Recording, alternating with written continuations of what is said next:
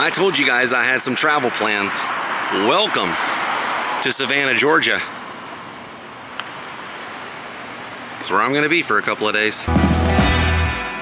Let's take a closer look. Man, the architecture down here is quite exquisite, I will say.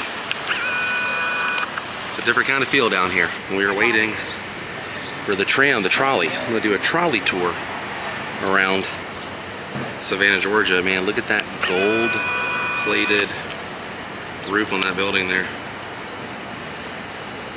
The visitor center here for Savannah. Old train depot, and I'm inside the tram, the trolley. I gotta remember, it's a trolley, not a tram.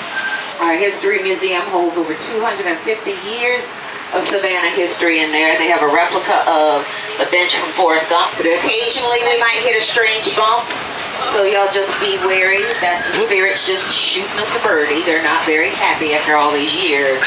Hey everybody. Hey, it's a great day to play some baseball, ain't it? Yeah. Oh my God. Yeah, it's a nice day, but I got a wool jersey on. And I'm burning up. It was still a nice day. Alright, so a lot of y'all know me, but for the ones who don't know me, my name is Jack Roosevelt Robinson.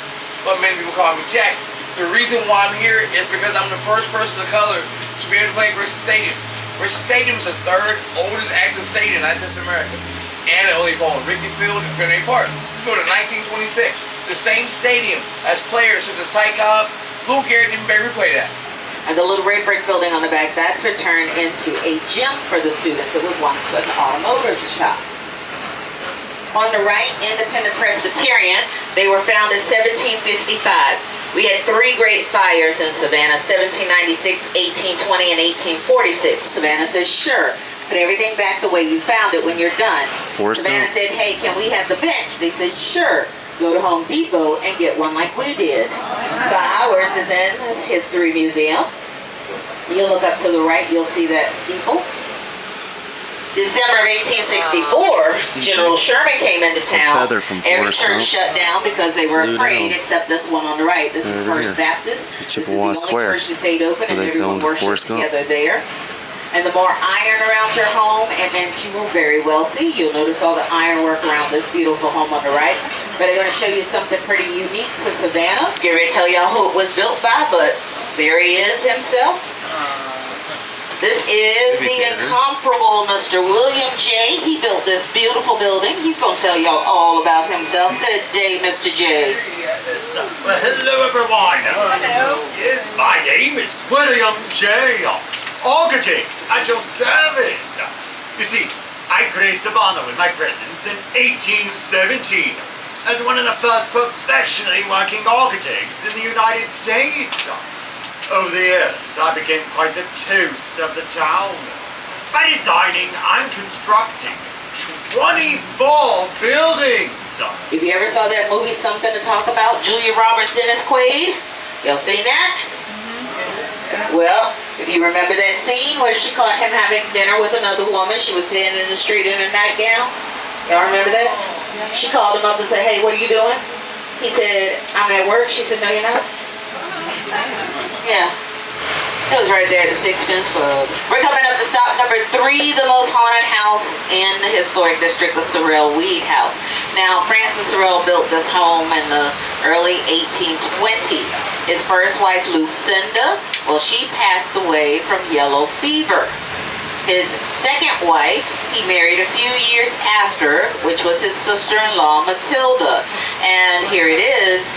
Well, Matilda gave him 8 more children over the course of 10 years, but she went a little ballistic because here it was, she was not able to leave the home.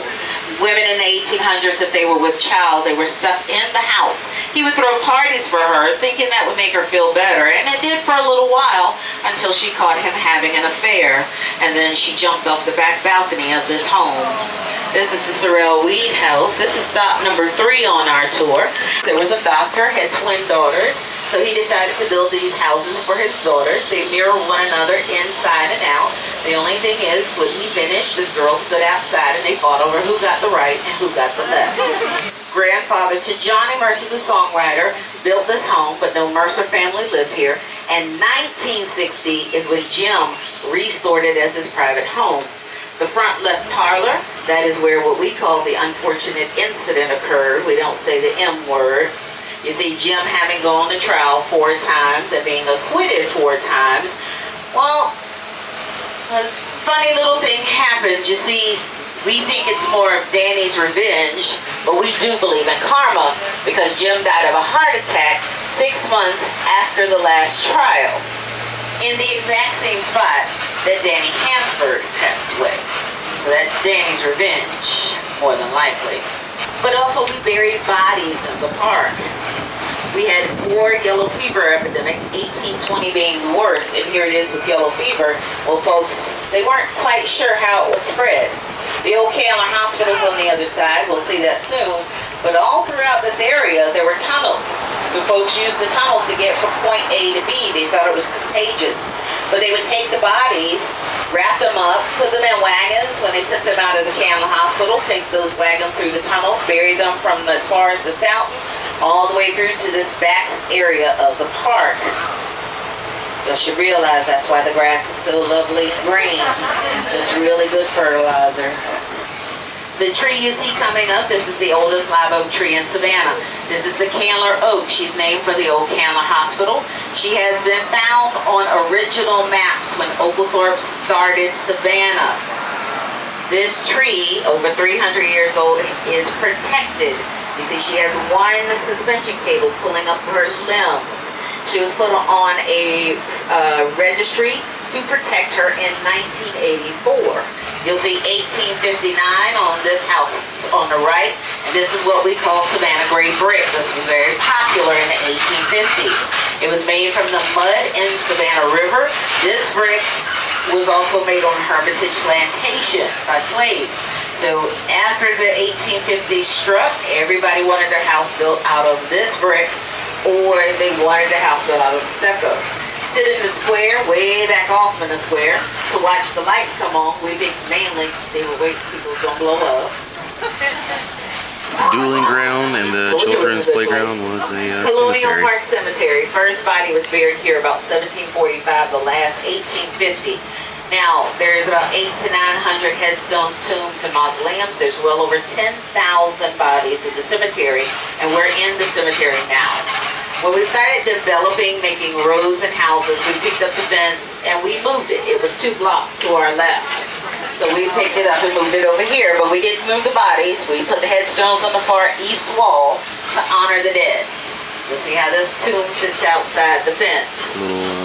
Now, Sherman's troops, I said they slept in this cemetery in the squares. These young boys were 12, 13, 14 years of age, and they got bored very quickly.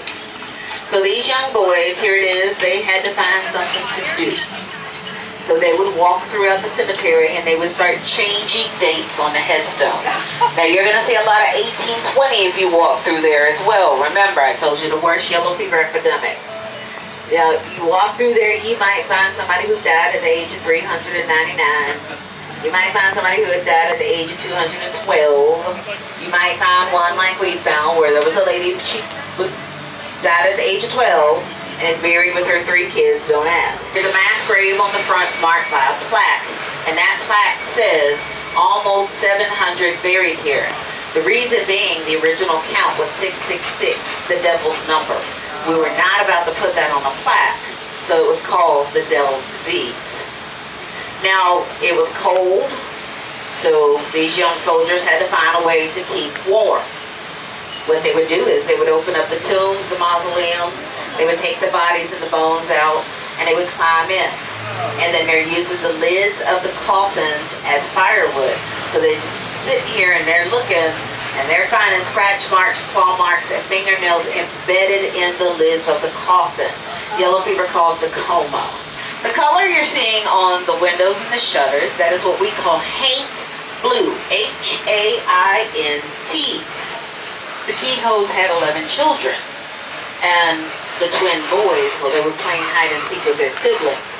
They hid away in the furnace downstairs, but they couldn't get the latch to open, so they passed away. Well, that's why Mrs. Kehoe said no one under the age of 18 will ever be allowed in this home again. She put that in a will, and they kept it. Joe Namath fell in love with that house. He said, well, I'll turn it into a gentleman's club. got off the trolley. Just gonna get some lunch here in just a minute. Walking through Reynolds Square, which is kind of like the square where they filmed Forrest Gump, Chippewa. But I want to take a closer look at this Lucas Theater. They're showing Peter Pan today. No matter where I go, Disney follows. Take a look at that.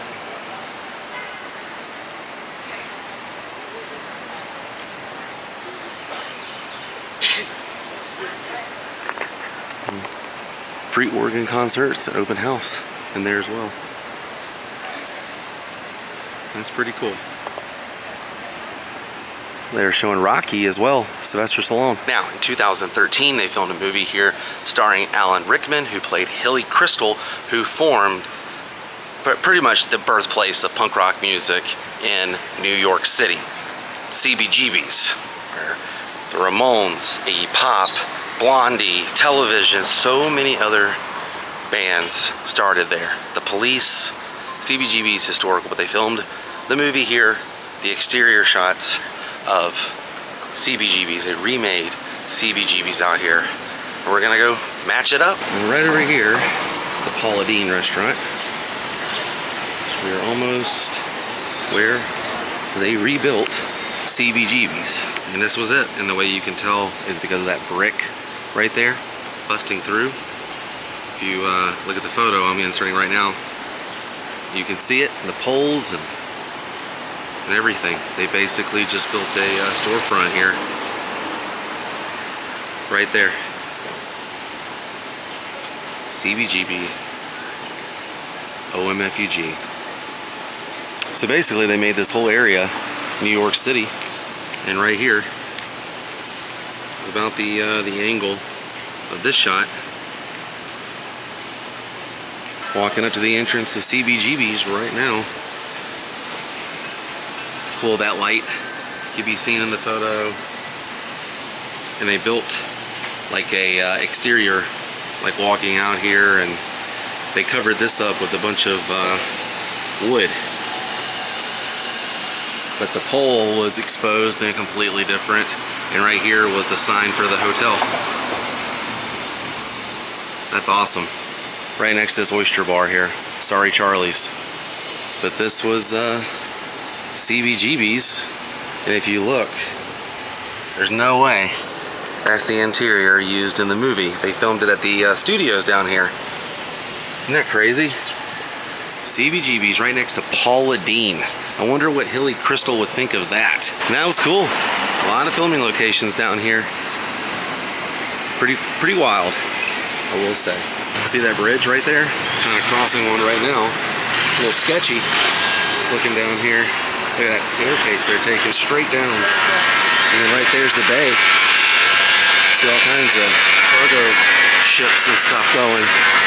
We're gonna get something to eat around here. All right, while we're waiting to eat, I'm gonna walk over here to this Georgia Queen boat they have. I'm not sure if this is like a restaurant or they give tours. I see people walking up, but this is like the Mark Twain or the Liberty Bell at Walt Disney World and Disneyland on steroids. This thing is massive. 4 floors here. Let's check this out.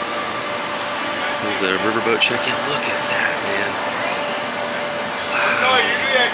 Wow. How crazy is that? It's a cruise, yeah. It's a cruise right here, Savannah. Riverboat cruise. We're not doing the cruise, but I wanted to see this boat. Either way, oh man, it's right next to that really cool bridge. Out in the distance. I love walking around uncharted territory for me. Most of you have probably been here, but I've never been here, so this is all new and exciting. I love this. And all these old buildings here have different establishments and restaurants and bars and everything. We're gonna be eating over here called Huey's. I think it's Huey's on the lake. Dude, that guy's radio just said the F word to us. I'm offended. How crazy is that? They're driving on the old railroad right there. Like traffic comes through here and you can walk on this. 3 forms of transportation. That's like an old station right there. I don't think the train runs anymore. It's just crazy to see cars and I'm able to walk out here. All right, got some food at Tubby's. It was pretty good. I had a oyster and shrimp. Oh boy, French fries.